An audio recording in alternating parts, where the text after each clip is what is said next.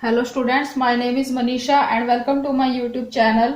Students previous videos में हमने start किया हुआ है अपना chapter sampling and sampling distribution, जिसमें अभी तक मैंने 6 वीडियोस जो है अपलोड कर दी हैं उस चैप्टर के बारे में। आज की जो हमारी वीडियो है जिसमें हम बात करेंगे नॉन रैंडम या फिर नॉन प्रोबेबिलिटी सैम्पलिंग टेक्निक्स, जो हमने पिछली वीडियो में जो है कवर किया था 2 मेथड्स उसके। ठीक है, तो आज की वीडियो में हम जो बचे हुए हमारे 2 मेथड हैं, कन्वीनियंस सैम्पलिंग और एक्सटेंसिव सैम्पलिंग, इन दोनों के बारे में जो है पढ़ेंगे। आज की वीडियो में हमारा ये जो टॉपिक है सैम्पलिंग टेक्निक्स का, ये पूरा कवर हो जाएगा। इस वीडियो के बाद हम आगे आने वाली वीडियोस में इस बाकी चैप्टर बचे हुए चैप्टर को जो है डिस्कस करेंगे, जिसमें हमारे पास टॉपिक्स हैं सैम्पलिंग और नॉन सैम्पलिंग एरर्स और सैम्पलिंग डिस्ट्रीब्यूशन, ठीक है, और लॉ ऑफ लार्ज नंबर और सेंट्रल लिमिट थ्योरम। ठीक है, तो ये हम आगे आने वाली वीडियोस में कवर करेंगे। आज की वीडियो में हम कन्वीनियंस सैम्पलिंग के बारे में देखेंगे और एक्सटेंसिव सैम्पलिंग के बारे में देखेंगे। तो कन्वीनियंस सैम्पलिंग क्या होती है, इसको हम हिंदी में क्या बोलते हैं, सुविधा अनुसार। ठीक है ना। और इस सैम्पलिंग जो ये सैम्पलिंग है, इसके ये सारे नाम हैं। इसको हम गर्भ सैम्पलिंग भी बोलते हैं, एक्सीडेंटल सैम्पलिंग भी बोलते हैं और अपॉर्चुनिटी सैम्पलिंग भी बोलते हैं। ये किसी भी नाम से जो है एग्जाम में आपके पास आ सकता है। तो कन्वीनियंस सैम्पलिंग में जो डाटा है वो कैसे कलेक्ट किया जाता है, ठीक है। तो फॉर एग्जांपल जो रिसर्चर है इसमें, ठीक है, रिसर्चर जो है वो डाटा अपनी सुविधा के अकॉर्डिंग जो है सिलेक्ट करता है। कैसे करता है, अब देखो कि जो रिसर्चर है उसको किसी कॉलेज से जो है डाटा कलेक्ट करना है। ठीक है, रिसर्चर कोई बाहर का पर्सन है, ठीक है, उस कॉलेज का नहीं है वो, ठीक है, वो वहां पे किसी को नहीं जानता, वो किसी दूसरे कॉलेज में गया है डाटा को कलेक्ट करने के लिए, और वो डाटा किसी भी टाइप का हो सकता है। वो रिसर्चर गया कॉलेज में, ठीक है, वो रिसर्चर कहाँ गया, किसी दूसरे जो है वो कॉलेज में गया, और कॉलेज में वहां पे जो स्टूडेंट्स हैं, जहां पे वो गया कॉलेज में स्टूडेंट्स जो है एक क्लास में गया वो, और वहां पे जो है स्टूडेंट्स बैठे हुए हैं। तो ये जो है ये कुछ स्टूडेंट्स जो है वहां पे बैठे हुए हैं, ठीक है। और जो हमारा रिसर्चर है वो रिसर्चर हमारा कहाँ पे बैठा है, ये है हमारा रिसर्चर, ठीक है, हाँ जी। तो ये हमारा जो रिसर्चर है ये यहाँ पर है कॉलेज में, ठीक है ना। और इसको जो है डाटा कलेक्ट करना है स्टूडेंट्स से। लेकिन ये जो रिसर्चर है ये इनमें से किसी भी स्टूडेंट्स को नहीं जानता, ठीक है, उसको नहीं पता, ना इनके नाम पता है उसको, ना कुछ नहीं उसको पता रिसर्चर को इनके बारे में, लेकिन उसको तो डाटा कलेक्ट करना है। तो वो क्या करेगा, वो अपनी सुविधा के अकॉर्डिंग क्या करेगा, जितना उसको अगर डाटा मतलब कि जितना भी उसको कलेक्ट करना है वो यहाँ से इन बच्चों से जो है अपनी सुविधा के अकॉर्डिंग जो है ले लेगा, जहां से मतलब कि वो जिनसे इजीली कांटेक्ट वो कर सकता है, ठीक है ना। तो अब जो ये स्टूडेंट्स यहाँ पे बैठे हुए हैं, आप यहाँ पे 2 रो के इसमें ले सकते हो, हाँ जी। तो जो रिसर्चर है वो क्या करेगा, इन जो ये 6 स्टूडेंट्स हैं इनसे जो है वो डाटा कलेक्ट कर, रिसर्चर ने जो है इन्हीं स्टूडेंट्स को क्यों सिलेक्ट किया उसने इंफॉर्मेशन लेने के लिए, कुछ भी रीजन हो सकता है, ठीक है। लेकिन मेन इसका इस सैम्पलिंग में अगर मैं बताऊं आपको तो रीजन यही है कि जो ये रिसर्चर है ये इन बच्चों से जो है इजिली कांटेक्ट कर सकता है ये, ठीक है ना। इजिली मतलब कि इनसे ये बातचीत कर सकता है, क्योंकि जो पीछे वाले स्टूडेंट्स हैं उनसे इसका जो डायरेक्ट जो कांटेक्ट है वो इसका नहीं हो रहा है पीछे, ठीक है ना। तो इजिली मतलब कि तो इस सैम्पलिंग में कहने का मतलब यही है कि इसमें जो हम इंफॉर्मेशन कलेक्ट करता है रिसर्चर, वो अपनी सुविधा के अकॉर्डिंग ही करता है। ऐसे पर्सन से ही वो सिलेक्ट करता है, इंफॉर्मेशन कलेक्ट करता है जिनसे जो है वो आसानी से जिनके कांटेक्ट में रह सकता है, आसानी से उनसे बातचीत कर सकता है वो, ठीक है। और कुछ भी अगर उसको इन्फॉर्मेशन चाहिए, कुछ भी अगर उसको पूछना हो तो वो इजिली जो है उनसे पूछ सकता है, ठीक है ना। तो यही है हमारी कन्वीनियंस सैम्पलिंग। ये है स्टूडेंट्स कन्वीनियंस सैम्पलिंग के मेरिट्स और डीमेरिट्स। तो मेरिट्स की अगर मैं बात करूं तो फर्स्ट इसका मेरिट क्या है कि ये लो एक्सपेंसिव है, ठीक है, कि जो ये मेथड है ये क्या है, लो एक्सपेंसिव है, इसमें ज्यादा कॉस्ट जो है हमें नहीं बेयर करनी पड़ती, ठीक है। सेकंड जो इसका मेरिट है, सेकंड मेरिट क्या है कि ये इजी मेथड है, यूज करने में, अप्लाई करने में ये बहुत ही आसान मेथड है। और थर्ड इसका मेरिट क्या है, टाइम सेविंग, ठीक है। ये भी सही है कि जो कन्वीनियंस सैम्पलिंग है इसके थ्रू जब हम डाटा को कलेक्ट करते हैं, इंफॉर्मेशन कलेक्ट करते हैं, तो उससे हमारा जो है टाइम जो है वो बचता है, ठीक है, क्योंकि जो रिसर्चर है वो अपनी सुविधा के अनुसार ही जिन पर्सन से जो है वो इजिली कांटेक्ट कर सकता है वो उनसे ही डाटा कलेक्ट करता है, ठीक है ना।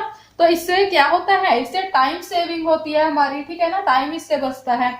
ये इसके मेरिट्स हैं। आगे इसके डीमेरिट क्या है, अवैज्ञानिक, ये क्या है, नॉन साइंटिफिक मेथड है ये, ठीक है। और सेकंड इसका डीमेरिट क्या है कि नॉन रिलायबल, ठीक है, इसके मतलब कि इसके थ्रू जब हम डाटा कलेक्ट करते हैं तो उस पर हम ज्यादा जो है विश्वास नहीं कर पाते, ठीक है ना।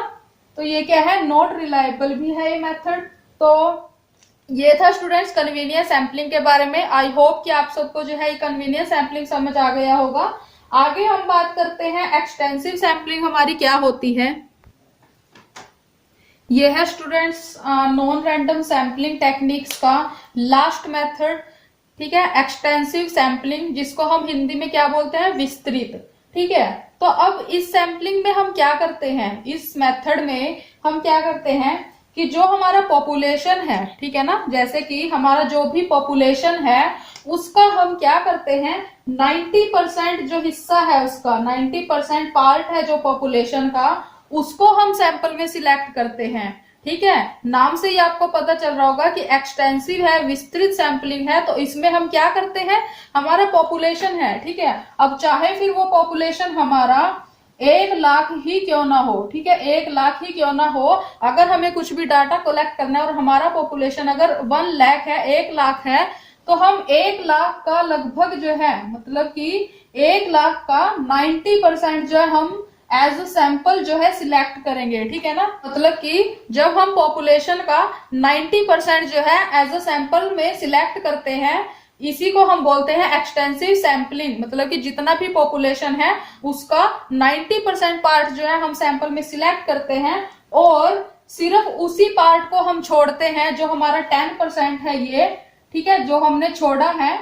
तो अब इसमें कौन सी यूनिट होंगी, इस 10% में वो यूनिट होंगी जिनका जो इंफॉर्मेशन है, जिनकी कलेक्ट करना जो है बहुत ही डिफिकल्ट है, जिनका डाटा कलेक्ट करना बहुत ही डिफिकल्ट है, ठीक है। तो कहने का मतलब यही है एक्सटेंसिव सैंपलिंग में कि इसमें हम पॉपुलेशन के लगभग 90% पार्ट को जो है हम ले लेते हैं एज अ सैंपल और सिर्फ 10% पार्ट को ही हम छोड़ते हैं और इस 10% पार्ट में सिर्फ वही यूनिट्स होती है जिनका डाटा कलेक्ट करना जो है बहुत ही ज्यादा डिफिकल्ट होता है, ठीक है। तो ये है हमारी एक्सटेंसिव सैंपलिंग।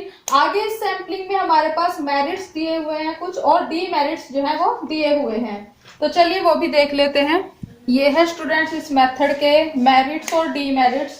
तो मेरिट्स की अगर मैं बात करूं तो इस मेथड का ज्यादा कोई मेरिट है नहीं, लेकिन हाँ इसका एक मेरिट जरूर है कि इसमें जो भी सब्जेक्ट है हमारा उसकी हम गहराई से स्टडी कर सकते हैं। एक्सटेंसिव नाम से ही आपको पता चल रहा होगा कि इसमें जब हम सैंपल्स को सिलेक्ट करते हैं तो हम पॉपुलेशन का 90% हिस्सा ले लेते हैं, चाहे फिर वो पॉपुलेशन 1 लाख हो, 2 लाख हो, 5 लाख हो, जितना मर्जी हो, और सिर्फ 10% ही छोड़ते हैं। वो भी ऐसी यूनिट्स होती है उस 10% में भी जिसका डाटा कलेक्ट करना जो है बहुत ही ज्यादा डिफिकल्ट होता है, ठीक है ना।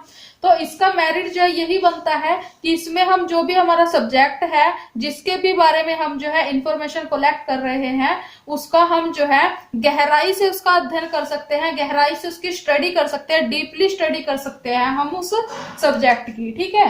तो ये है इसका फर्स्ट मेरिट। उसके बाद अब इसके डीमेरिट्स की अगर मैं बात करूं तो आप देख सकते हो कि इसके कितने सारे डीमेरिट्स हैं, ठीक है। फर्स्ट इसका डीमेरिट तो यही है इस मेथड का, लेस एक्यूरेसी, क्योंकि हमारे पास जो डाटा है वो ही हमारे पास बहुत ज्यादा हो जाता है। 90% अगर हम डाटा ले रहे हैं और सिर्फ अगर हम 10% को ही जो है हम छोड़ रहे हैं डाटा को, तो उससे हमारे पास जो डाटा है वो बहुत ज्यादा हो जाएगा और अगर डाटा ज्यादा होगा तो उसमें जो हमारे पास जो है एक्यूरेसी जो है उसमें वो कम होगी। फर्स्ट इसका डीमेरिट है। सेकंड डीमेरिट क्या है कि साधनों का अधिक व्यय, मतलब कि जो रिसोर्सेज होते हैं डाटा को कलेक्ट करने के लिए, अब ये तो है नहीं कि आप डाटा को ऐसे ही कलेक्ट कर लोगे, आपको वहां पे वर्कर्स की जरूरत भी पड़ेगी, ठीक है, और रिसोर्सेज की जरूरत भी पड़ेगी जिसके थ्रू जो है आप डाटा को कलेक्ट करोगे। तो इसमें जो रिसोर्सेज है वो बहुत ज्यादा जो है चाहिए होते हैं इस मेथड में, ठीक है। तो थर्ड इसका डीमेरिट क्या है, हाई कॉस्ट। ये भी सही है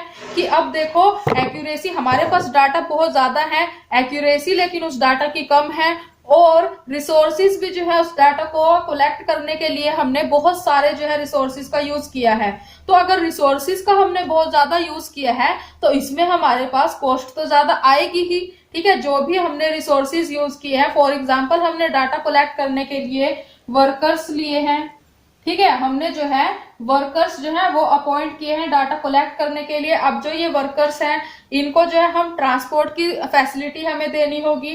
ठीक है ना, ट्रांसपोर्ट का जितना भी खर्चा होगा वो हमें बेयर करना होगा। ठीक है, तो ऐसे ही सैलरी इनको देनी होगी। तो इसमें जो है ये हाई कॉस्ट जो है इस मेथड में हमें बेयर करनी पड़ती है। ठीक है, ये इसका थर्ड डिमेरिट है। फोर्थ डिमेरिट क्या है? Time consuming. कि अब देखो हमारे पास बहुत ज्यादा डाटा हो गया और हमें उस डाटा को पूरे को स्टडी करना है, उसके बाद हमें किसी कंक्लूजन के ऊपर जाना है। तो अब आप खुद सोचो कि आप 90% डाटा को अगर स्टडी कर रहे हो तो उसमें जो है आपका कितना टाइम जाएगा। ठीक है ना, तो ये आपके लिए टाइम कंज्यूमिंग हो जाएगा। ठीक है, तो ये था स्टूडेंट्स एक्सटेंसिव सैम्पलिंग।